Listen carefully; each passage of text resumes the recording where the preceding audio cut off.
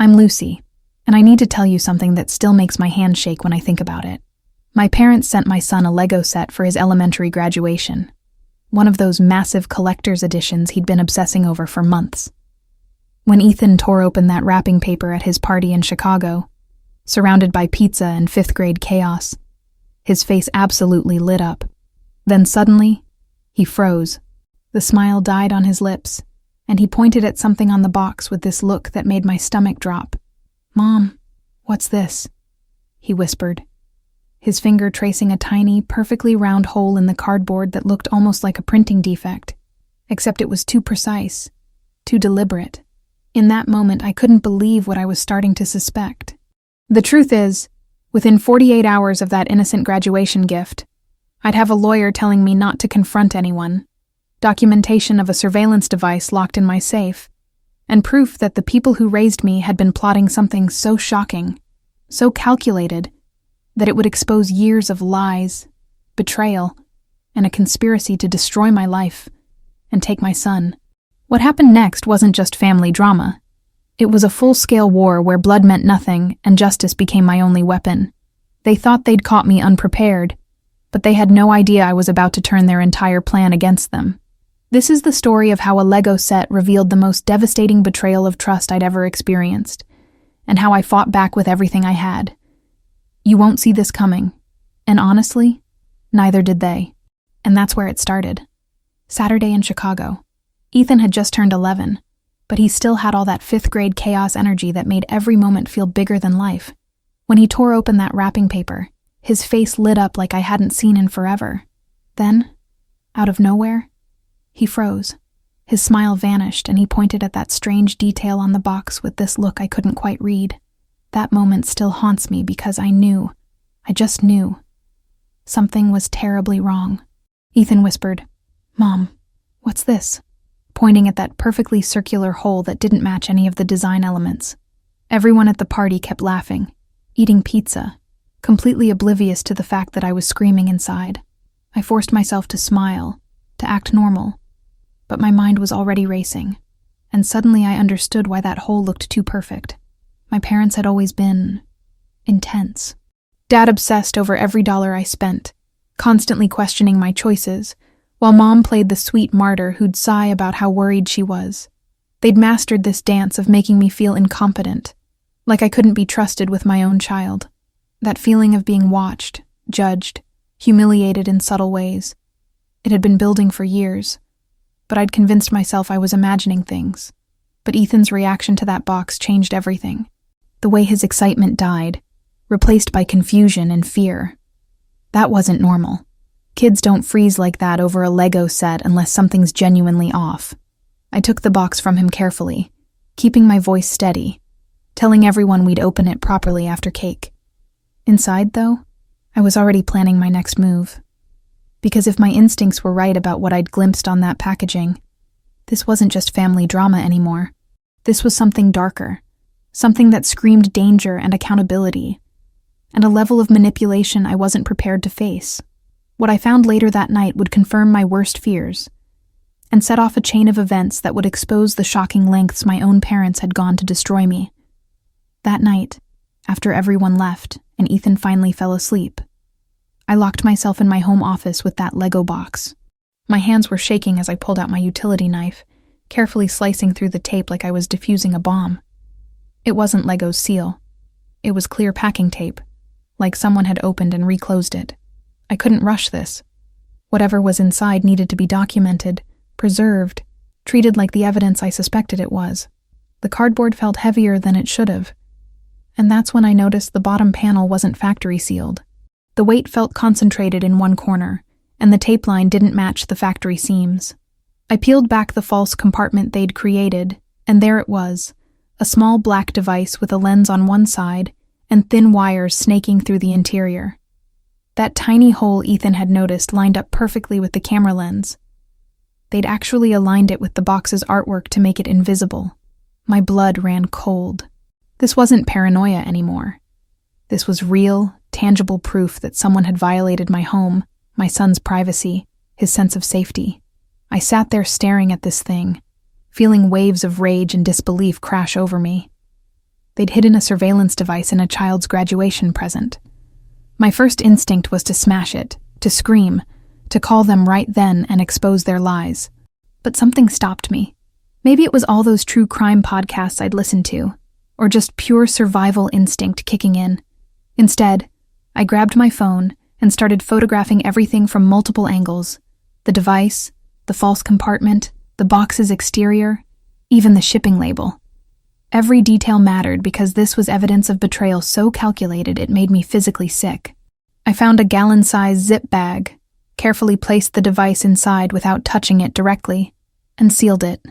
Then I wrote the date, time, and location on a piece of paper, photographed that too, and locked everything in my fireproof safe. After that, I didn't touch it again.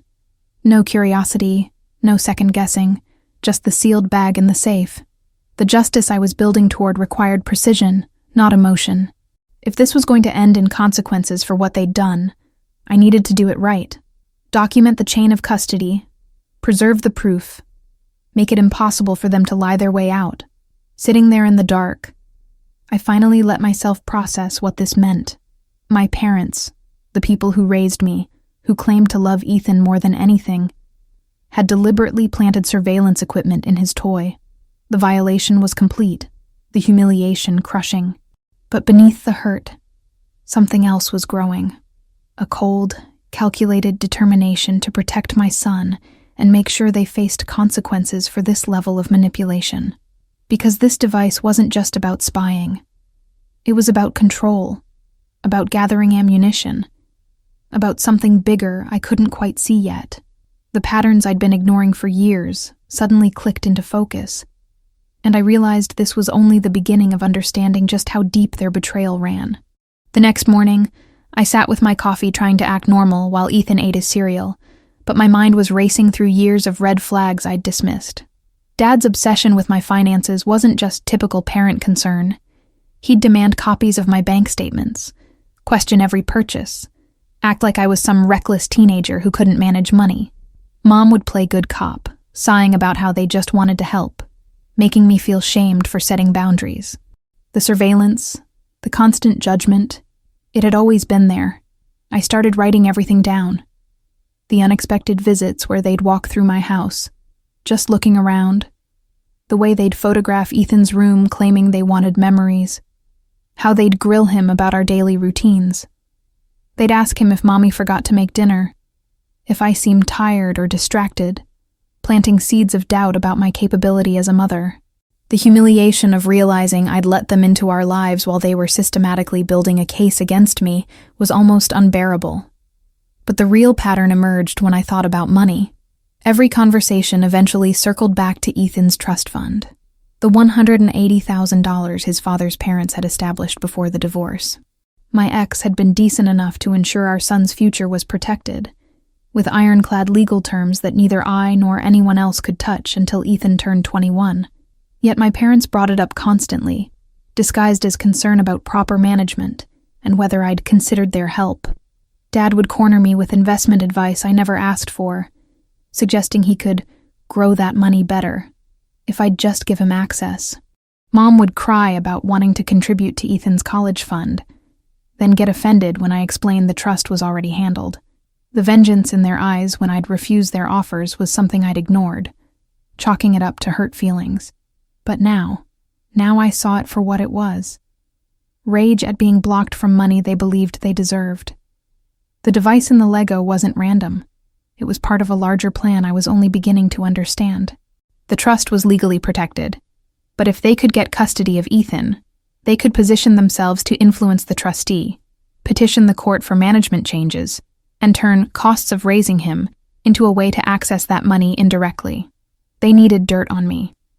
Proof I was unstable, negligent, unfit. They needed to reclaim what they saw as rightfully theirs by removing the only obstacle standing between them and control of that trust fund. Me. The betrayal wasn't just emotional anymore. It was financial, calculated, and backed by years of careful manipulation. I pulled out my laptop and started searching my email history, looking for every message they'd sent about money, every innocent question about the trust, every suggestion that I wasn't capable of handling Ethan's future. The paper trail was there, and I was about to add it to the growing file of evidence that would either save us or prove I'd been blind to their true intentions all along. Monday morning, I called Sarah Chen, a family law attorney my divorce lawyer had recommended years ago. I didn't explain everything over the phone, just said I needed an emergency consultation about a custody concern and possible surveillance. She fit me in that same afternoon, and I walked into her office carrying my sealed evidence bag like it was a live grenade. When I laid out the device, the photos, and my documentation on her desk, her expression shifted from professional curiosity to something close to alarm. Sarah examined the device carefully, took her own photographs, and asked me detailed questions about the discovery. Then she said something that made my stomach drop. "Lucy, this isn't just a camera. Based on the wiring and components, this appears to be audio recording capable, possibly with GPS tracking built in. Whoever installed this wanted comprehensive surveillance of your home and your son's location." The evidence spoke louder than any tears. She immediately advised me not to confront them, not to let them know I'd found it, because the element of surprise was my strongest weapon right now. We needed to establish what they'd planned to do with whatever they recorded, and more importantly, whether they'd already filed anything with the courts. Sarah made calls while I sat there, my hands shaking, realizing the justice system might already be weaponized against me. The accountability they sought wasn't just about money. It was about total destruction of my credibility as a mother. Then Sarah pulled up her computer and showed me something that made me feel physically sick. My parents had already filed preliminary paperwork 3 weeks earlier, a petition for temporary guardianship of Ethan, citing concerns about my emotional instability and questionable financial decisions. They'd been building their case quietly, strategically, while smiling at graduation parties and sending gifts. The betrayal was so complete, so calculated, that I couldn't believe I'd trusted them at all. Sarah explained that the surveillance device was likely meant to capture evidence of neglect or instability. Maybe me yelling in frustration. Maybe Ethan alone while I ran errands. Anything they could twist into proof I was unfit. They'd use the recordings to support their guardianship petition, paint me as incompetent, and position themselves as the shocked, concerned grandparents trying to save their grandson. The humiliation of having every private moment potentially recorded and weaponized was crushing. But Sarah leaned forward and said something that changed everything. They made a critical mistake. By planting this device, they've crossed lines that could trigger serious criminal charges.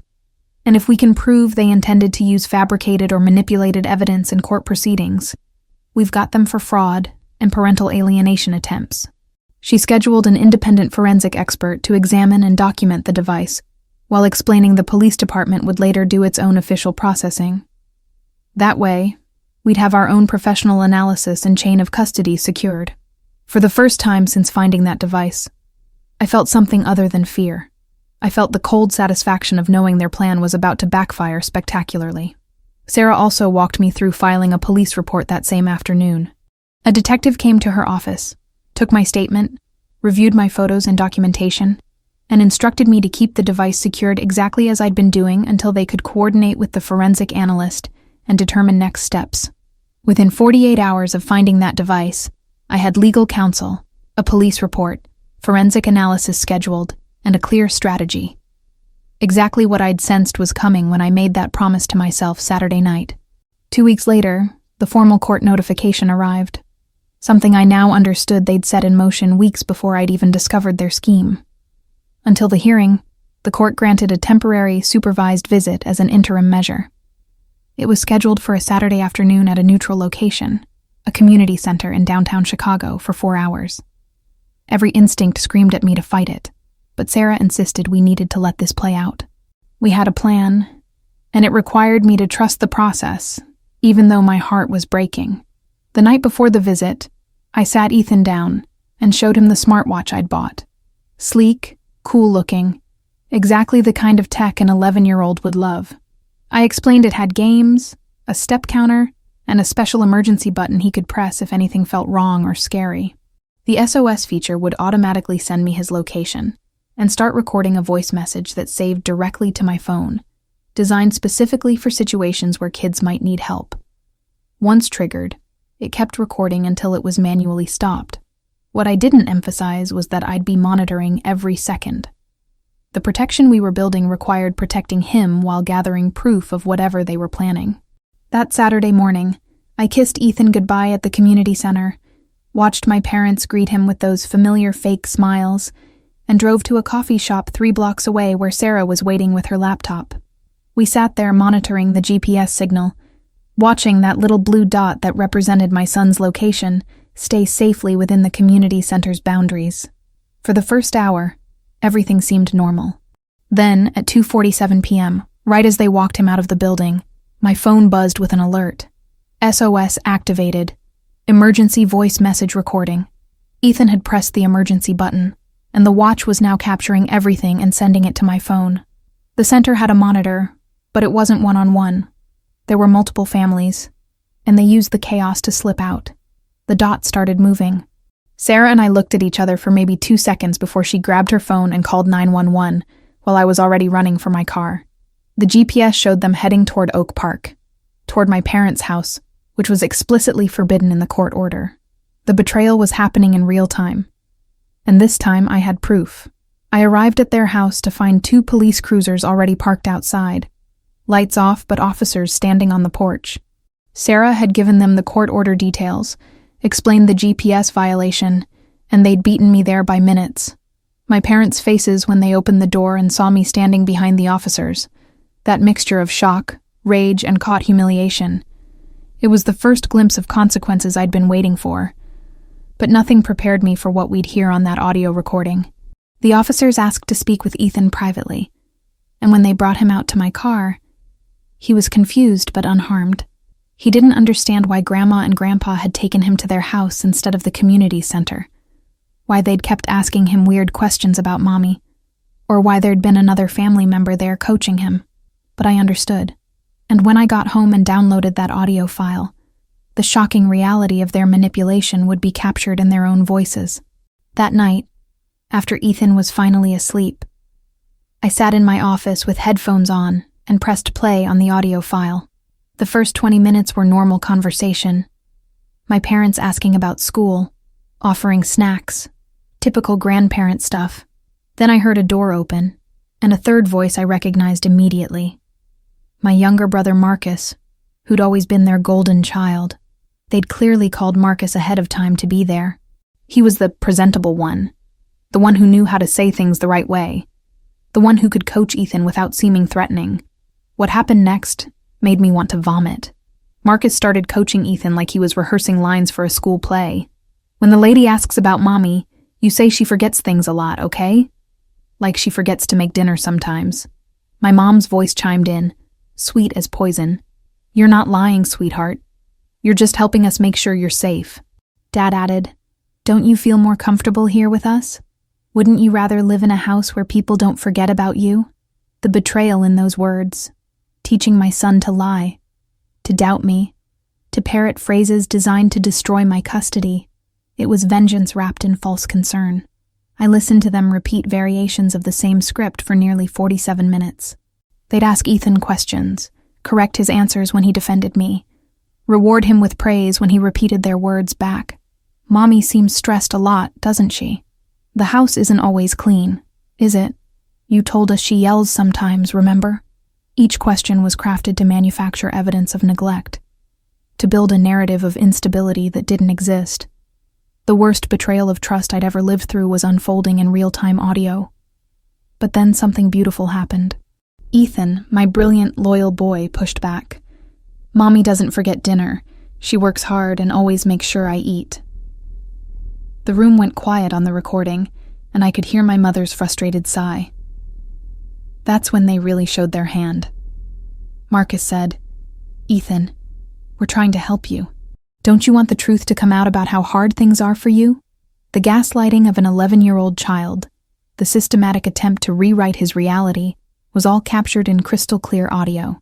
I saved that file immediately, exported it with metadata showing date, time, and GPS coordinates, and emailed it to Sarah before midnight.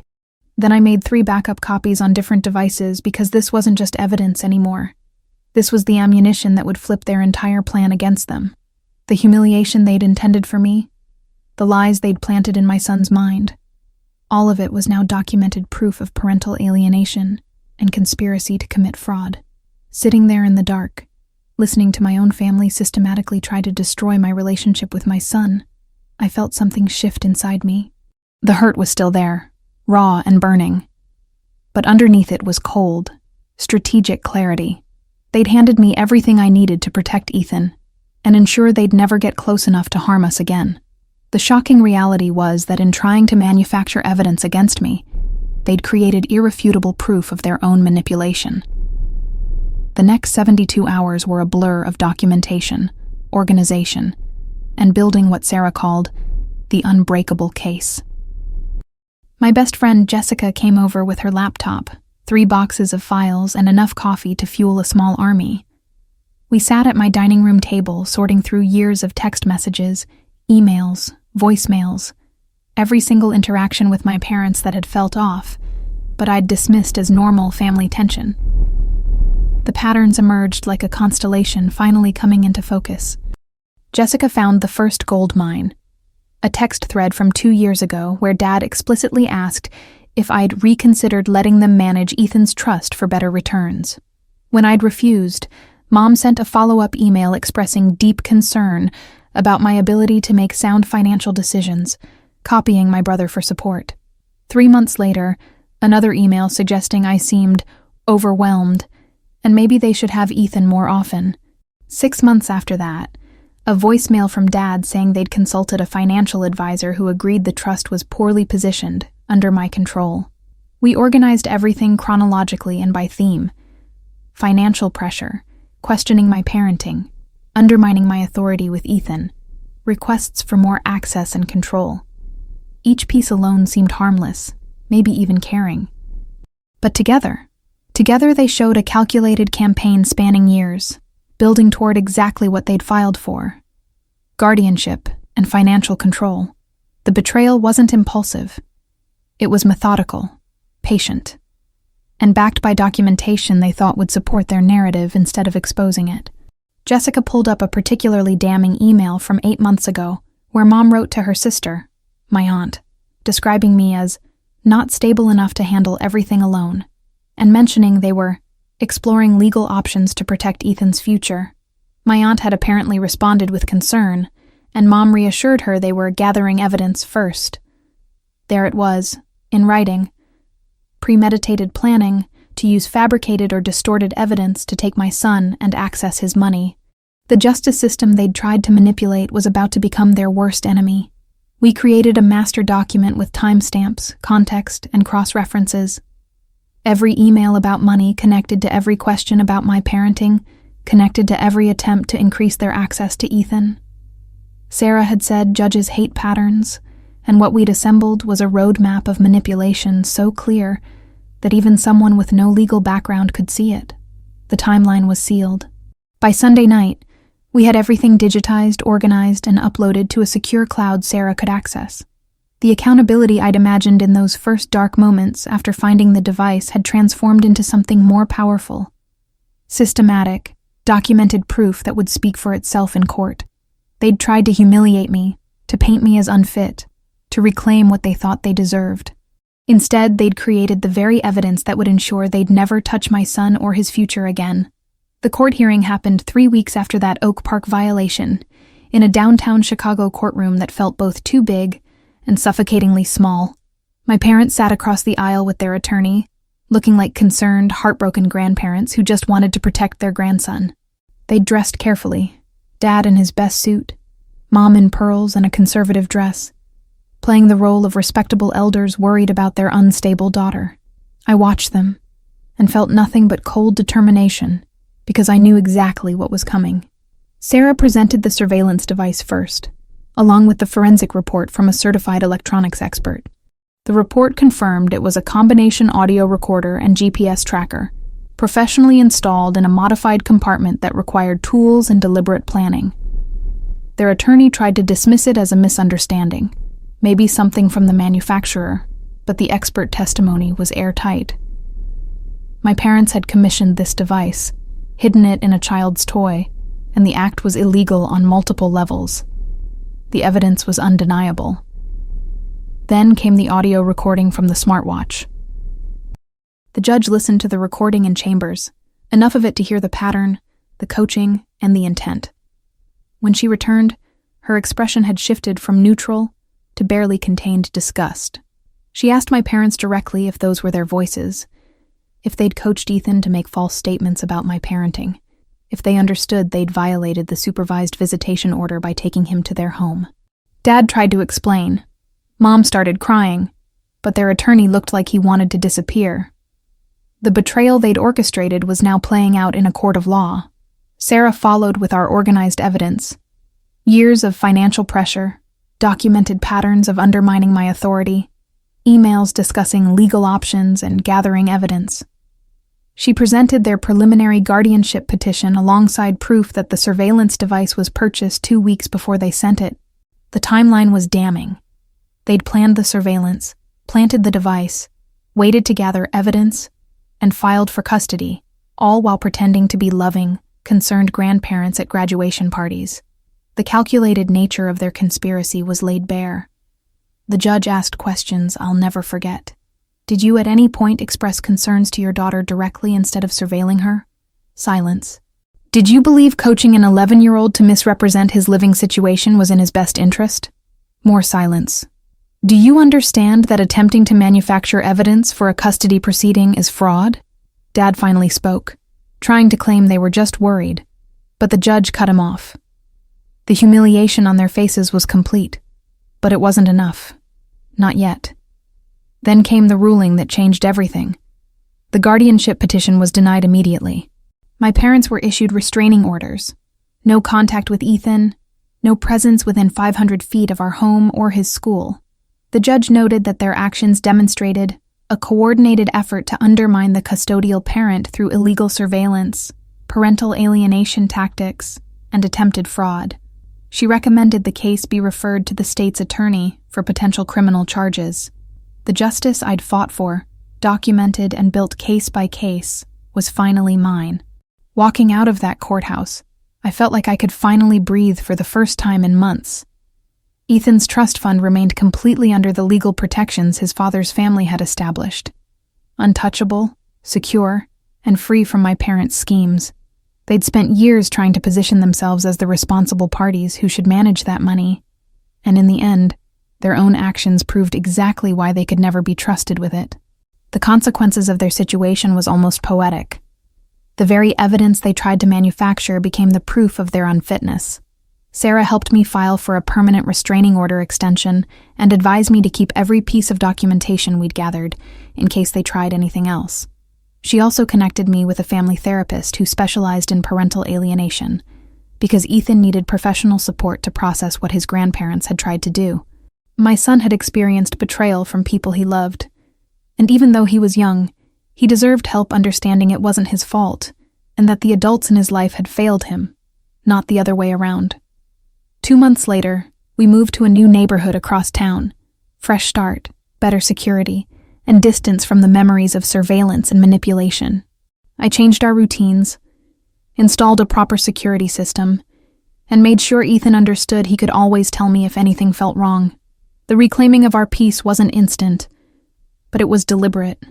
Every day without their interference, without their judgment, without the constant feeling of being watched and evaluated, was a victory I'd fought for and won. My brother Marcus never apologized, never reached out, never acknowledged his role in coaching Ethan or supporting our parents' scheme. The family drama had drawn clear lines, and I was okay with that. Sometimes the people who share your blood are the ones who'll backstab you the deepest, who'll use family as a weapon instead of a shield.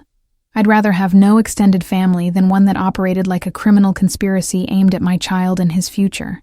The shocking part wasn't that they'd tried. It was how long they'd planned it, how calculated every move had been, how willing they were to traumatize a child to get what they wanted. But here's what I learned. When someone shows you who they really are through their actions, believe them immediately. Document everything, trust your instincts, and never let shame or family obligation stop you from protecting what matters most. Dignity isn't something people can take from you. It's something you reclaim by refusing to accept their version of reality. 6 months after the court ruling, I got a notification that my parents had attempted to contact Ethan through a fake social media account. I reported it to my attorney, who reported it to the court, and their restraining order was extended another 3 years, with increased penalties for violations. They couldn't help themselves. The need for control, for access, for vindication was stronger than their sense of self-preservation. And every time they tried something new, they just proved the judge had been right about them all along. So here's what I want to know. Have you ever had that moment where you realized family wasn't who you thought they were? Have you experienced betrayal from the people who were supposed to protect you, not destroy you? Drop a comment below and tell me your story, because I know I'm not alone in this. Have you ever had to choose between keeping the peace and protecting what matters most? What would you have done if you found that device in your child's gift? I want to hear about your experiences with family drama, with people who used love as a weapon, with moments where you had to reclaim your dignity and fight for justice, even when it meant cutting ties with your own blood. Did you document everything like I did, or did you handle it differently? Were there signs you missed, patterns you ignored because you wanted to believe the best in people? Share your truth in the comments. Your story might help someone else recognize the red flags before it's too late. And listen, if this story resonated with you, if it made you think about your own boundaries and the people you allow access to your life, then subscribe to this channel and hit that notification bell. I'm going to keep sharing real, raw stories about betrayal, accountability, justice, and the hard lessons we learn when family becomes the enemy. These aren't fairy tales. They're survival guides for navigating the shocking reality that sometimes the people closest to us are the ones we need to protect ourselves from most. Don't miss the next story, because the insights you'll get here could change how you see your own relationships forever.